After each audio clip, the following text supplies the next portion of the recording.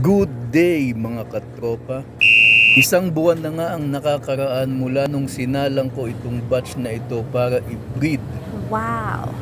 At after 2 weeks naman ay naipakita ko sa inyo na nagkaroon tayo ng magandang resulta sa breeding na yon. Kaya naman ay laging BBS ang inihahanda kong pagkain para sa mga fry ng Daniels natin. So mahigit 1 linggo na mula nung last na vlog ko po ay pinakita ko sa inyo na meron ng maliliit na nagsisilangoy. Wow! Ngayon after a week ay ito pa rin. Maliliit pa din sila pero mas visible naman.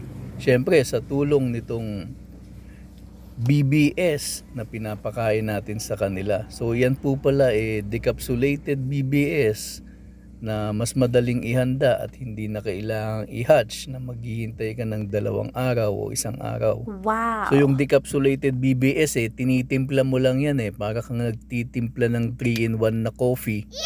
Tapos mag-aantay ka ng ilang minuto bago mo siya i-serve sa mga fry. So dito nga ay dahan-dahan na nagda-drop tayo ng decapsulated BBS para makita natin kung anong magiging reaksyon ng mga fry.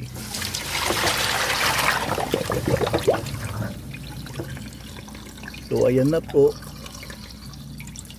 Sana makita ninyo, pero kung makikita ninyo ay unti-unti nang lumalapit yung ibang mga fry para kumain nitong nilagay natin na BBS.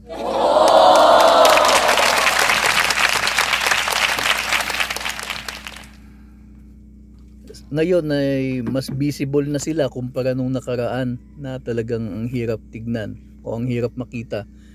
Ngayon medyo mas nakikita na natin sila.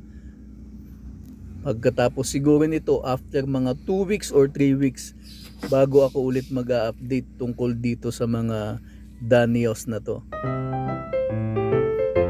Pero ayan nakikita mo sila na kumakain na sila ngayon. Nagkakagulo na sila dun sa ilalim.